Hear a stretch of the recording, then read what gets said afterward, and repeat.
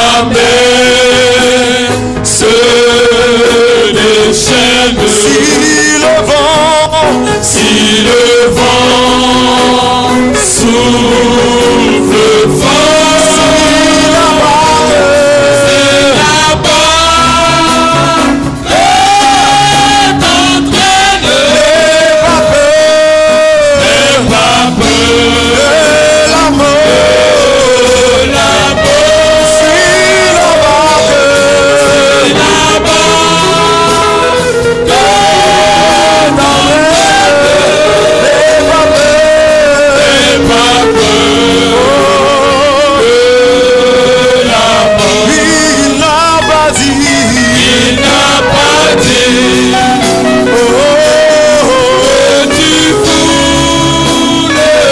Si la barque est que tu sombres,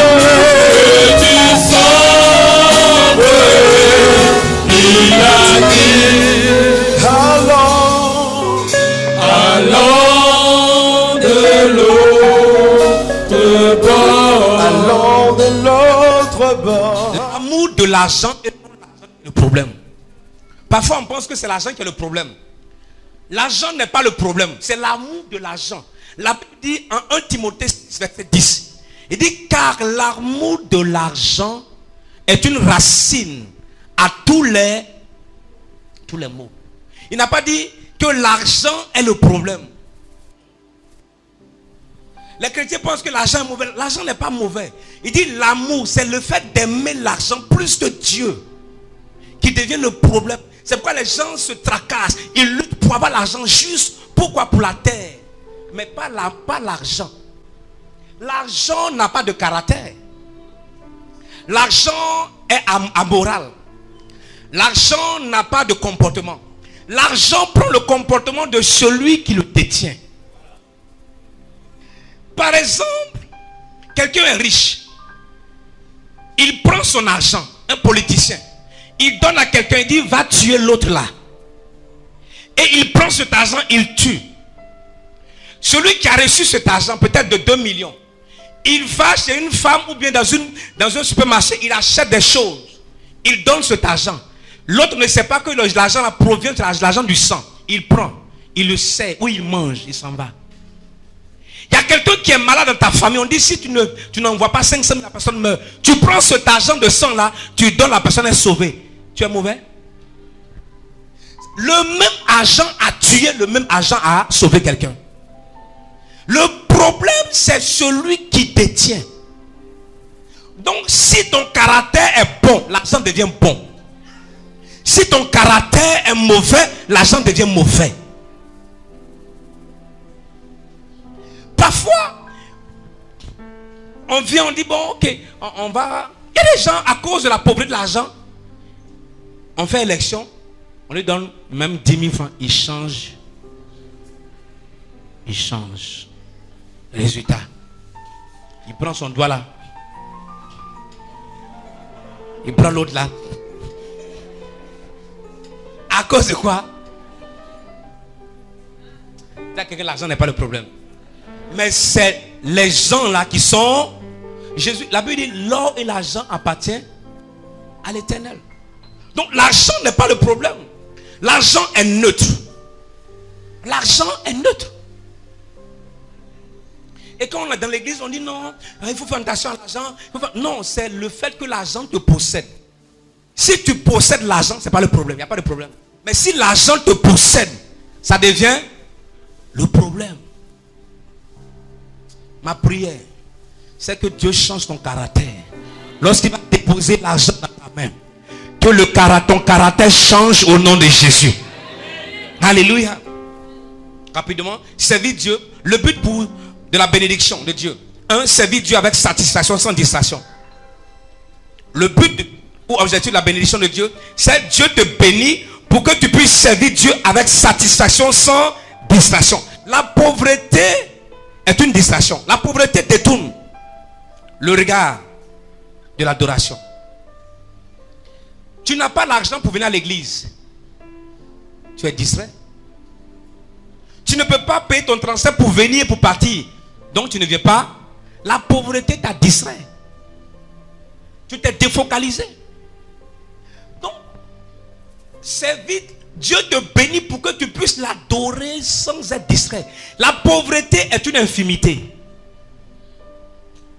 Ça te distrait, ça te bloque. Le manque est une infimité. Chaque fois que tu n'arrives pas à faire quelque chose, tu es bloqué, tu es limité.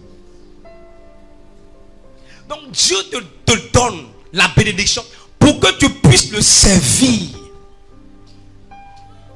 Que cette saison, tu puisses servir Dieu. Que tu ne sois pas distrait. Et les gens parfois ont dit, ah, je n'ai pas de transport, je ne peux pas aller à l'église. N'est-ce pas? Est-ce que quelqu'un qui est riche, qui aime le Seigneur, va dire ça? Le jour où tu as l'argent, tu viens. C'est-à-dire que l'argent t'a fait pour tes parents. Si tu n'as pas, tu ne viens pas. C'est-à-dire que le fait de ne pas avoir t'a bloqué. Et souvent quand on vient à l'église, le fait que tu es distrait. Comme la dernière fois j'ai dit là, on est en train d'adorer le Seigneur. Mais juste toi, après le culte, le propriétaire t'a dit, je viens prendre mon argent de maison.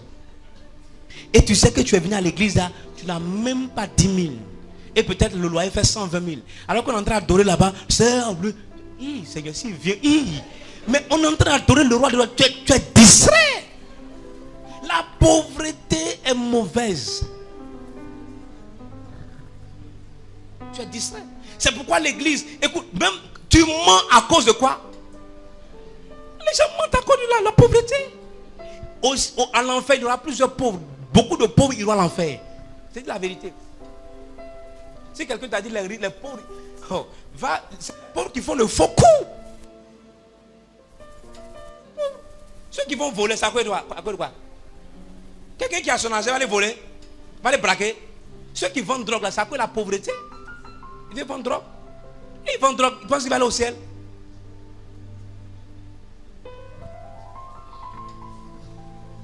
Donc Dieu te bénit pour que tu puisses servir l'Éternel sans être distrait, sans être bloqué par quoi que ce soit.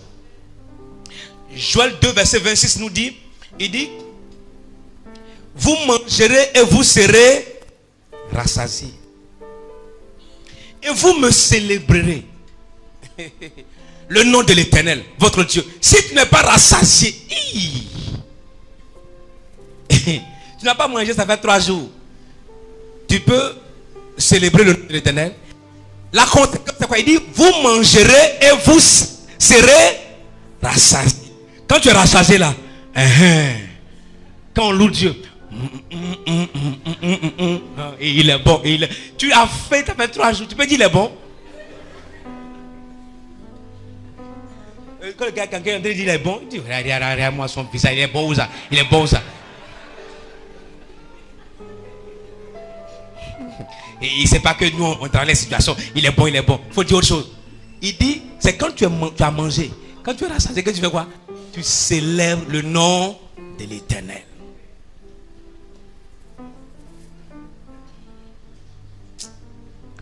Je prie que l'Église comprenne, en tant que chrétien, que nous comprenons. On a besoin d'argent pour aller de l'avant. Amen. On va aller plus vite à cause du temps. C'est pourquoi la disposition, n'est-ce pas, surnaturelle, engage ou facilite une profonde adoration. Vous savez, beaucoup de mauvaises décisions là, que nous prenons, c'est lié au fait qu'on n'a pas l'argent. Beaucoup de mauvaises décisions. Le gars là, tu es en train de travailler, il te veut te donner un travail. Tu es pauvre. Il dit, bon, avant de te donner un travail là, il faut que je couche avec toi. Tu dis, non, je ne vais pas. Il dit, il n'y a pas de travail. Après, il dit, ah, on va faire comment? D'accord. Mauvaise décision. À cause de quoi? On a d'argent. Tu n'as pas d'argent. Tu vas prendre une mauvaise décision. On accepte le compromis à cause du fait qu'on n'a pas. Parfois tu es marié. Il dit, mais tu veux un travail maintenant, il faut que je couche avec toi. Tu es là. Bon, si je ne fais pas aussi, les enfants vont pas aller à l'école. Comment on fait? À cause de l'argent, mauvaise décision. Et tu fais ça, tu vas aussi aller à l'enfer. Et tu me dis que la pauvreté est bonne. Et qu'en tant que chrétien, c'est bon de ne pas être prospère. Jésus dit, la Bible dit, ce que je souhaite, c'est que tu prospères à tous égards. Tu prospères à tous égards. Écoute, la prospérité commence par la mentalité, ta compréhension des finances, ta compréhension de la richesse. La prospérité commence dans la tête. par rapport au message que tu écoutes. Si tu écoutes les messages de pauvreté, ça va se dépeindre sur ta vie. C'est la vérité. Si tu as des amis pauvres, je n'ai pas dit qu'il faut haïr la pauvreté ou les pauvres. Non, mais je dis sélectionne ton entourage. Sélectionne les endroits où tu vas pour écouter les messages. Sélectionne ce que tu vois. Quelqu'un a dit, tu ne peux pas empêcher l'oiseau de voler sur ta tête, mais tu peux l'empêcher de faire son nid. Donc tu décides ce que toi tu veux écouter. Les gens peuvent prêcher ce qu'ils veulent. Ils peuvent dire ce qu'ils veulent. Je ferme mes oreilles. Je décide d'écouter ce que Dieu veut que j'écoute. Pour mon bien. Si quelqu'un écoute un message, non, on va aller au ciel, on piétinez-moi sur la terre, piétinez-moi sur la terre, dans les cieux, ma patrie est dans les cieux. Cette chanson-là, nous on ne chante jamais. Si un jour quelqu'un tu as ouvert ta bouche pour chanter, on va te gifler ici. Il faut mourir, tu vas partir là-bas, vous nous laisser sur la terre. Le temps que le Seigneur revient, on n'a pas encore fini ce qu'on a en fait. Deuxième, Dieu te donne la bénédiction pour glorifier Dieu avec nos vies et attirer les perdus à Dieu. Quand ta vie glorifie Dieu, les gens viennent au Seigneur d'eux-mêmes. Ésaïe 61 verset 9, il dit leur race sera connue parmi les nations et leur postérité parmi les peuples. Tous ceux qui les verront reconnaîtront qu'ils sont une race bénie de l'Éternel. Écoute, tes actes parlent mieux que tes paroles. Ton comportement ou ce que tu es parle mieux que ce que tu dis. Il y a certaines personnes à qui tu n'as même pas besoin de dire venez à l'église. Mais par rapport à tes actes, le fruit de tes actes les fait venir à l'église. Il dit ils vont reconnaître que vous êtes une race bénie de l'Éternel. Mais si les gens ne reconnaissent pas que tu es une race bénie, comment ils vont te suivre? Comment ils vont te suivre? Une race bénie de l'Éternel. Alléluia. Lisons un texte, 1 Roi 10. 1 Roi 10, 1 à 10. On va lire rapidement. Il dit quoi? La reine de Séba a pris la renommée de qui? Que possédait Salomon. Et la gloire de l'Éternel. Et elle vint pour l'éprouver par les énigmes. Elle arriva à Jérusalem avec une suite forte nombreuse. Et avec de chameaux portant des aromates, de l'or en grande quantité. Et des pierres précieuses. Elle se rendit auprès de Salomon et elle lui dit tout ce qu'elle avait dans le cœur. Salomon répondit à toutes ces questions. Et il n'eut rien que le roi ne sut lui expliquer. Il est dit que la bénédiction c'est la sagesse divine. Verset 4.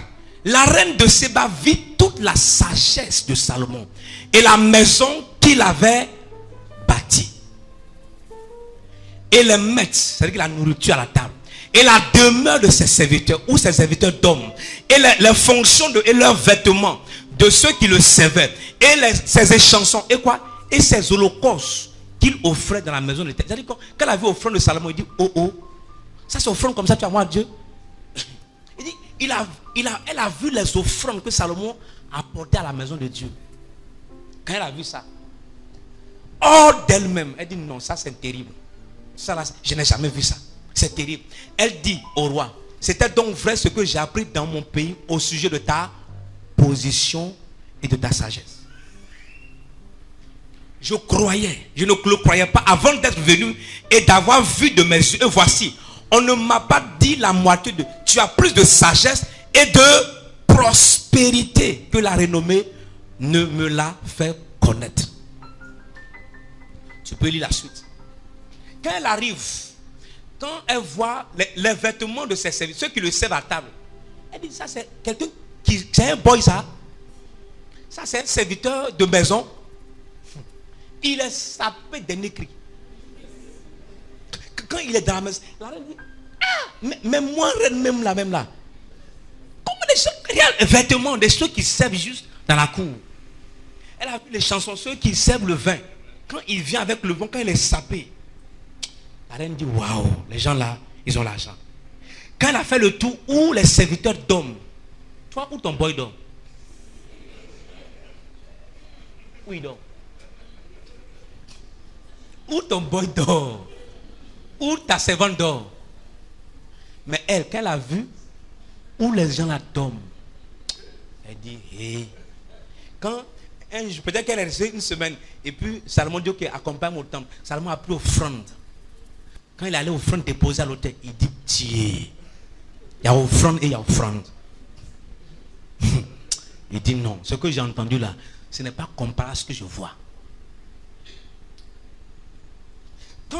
Est-ce que Salomon n'adorait pas? C'est-à-dire que Salomon, il adore Dieu, la paix. C'est-à-dire qu'il est tranquille. Il allait faire 1000 holocaustes. Il offre à Dieu. Tu peux adorer Dieu parce que quand la reine a vu ça, elle a commencé à adorer le Dieu de Salomon. Salomon n'a pas commencé à dire, viens à Jérusalem, il faut que tu sois juif, il faut que tu te convertis au judaïsme. Quand elle a vu, elle dit, waouh, ça me parle. Souvent, il y a certaines choses que tu fais. Écoute, je vais te dire une chose. La prospérité, sans la sensibilité et la compassion, organise la misère autour de nous. Si tu es béni, c'est pour répondre aux besoins des pauvres, des veuves, des orphelins. C'est pour répondre aux besoins des démunis. C'est pourquoi Dieu nous bénit. Ça t'évite. Quand tu adores Dieu, tu es focalisé. Quand tu viens à l'église, quand tu dévotes ton offrande, on sait que quelqu'un a donné offrande. On sait que quelqu'un a donné offrande. La semaine prochaine, où je vais parler de quel type d'offrande dans la bénédiction.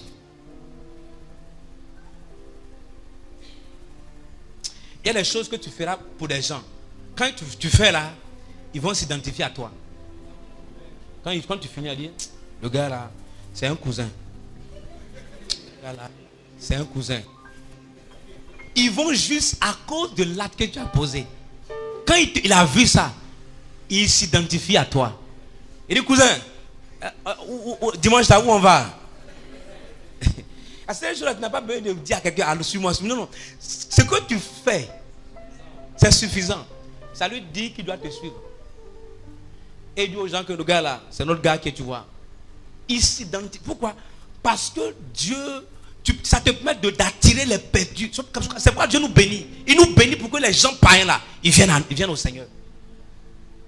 Si tu évangélises, ça ne passe pas. Tu évangélises, ça ne passe pas. Cherche juste un besoin.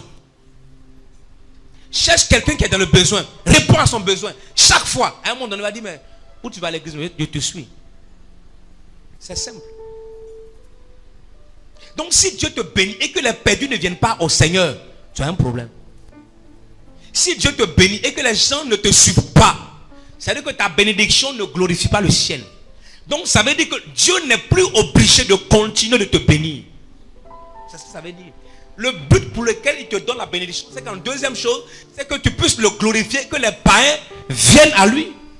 Troisième, n'est-ce pas, but, c'est que tu existes comme une bénédiction pour le monde. Genèse 12, verset 2 à 3. Il a dit à Abraham, je te bénirai, tu seras une source de bénédiction. Et toutes les nations seront bénies au travers de toi. Donc, Dieu te bénit pour que tu aides le monde à être meilleur. On a besoin d'argent, des gens bénis pour faire quoi? Pour construire les églises, pour envoyer des missionnaires, pour aider les gens, pour imprimer, pour acheter des instruments, pour aller faire des croisades d'évangélisation. L'évangélisation est gratuite. L'évangile est gratuit du moins, mais l'évangélisation n'est pas gratuite. Il faut les instruments, il faut les chaises, il faut les micros, n'est-ce pas? Ce n'est pas gratuit. Imprimer les documents pour distribuer, ce n'est pas gratuit. On a besoin d'argent. Quand les gens disent l'église fait quoi? Pourquoi l'église sera riche? Les gens ignorent ce que les églises font. Les gens ignorent. Ils ne savent pas combien de personnes parfois qui viennent à l'église que l'église aide. Ils ne savent pas combien de personnes, n'est-ce pas, à qui l'église donne souvent de la nourriture, ainsi de suite. Les gens ignorent. Et les païens sont assis là, ils critiquent l'église. Et en plus, les chrétiens entrent aussi dedans. Ah, le pasteur là, pourquoi il veut l'argent? Pourquoi l'église là, il veut être riche? L'église est riche pour faire de bonnes choses. L'église devient riche pour aider, pour impacter la nation, pour impacter le quartier, pour impacter son environnement. Pour créer des écoles, pour changer le pays. C'est pourquoi Dieu nous bénit.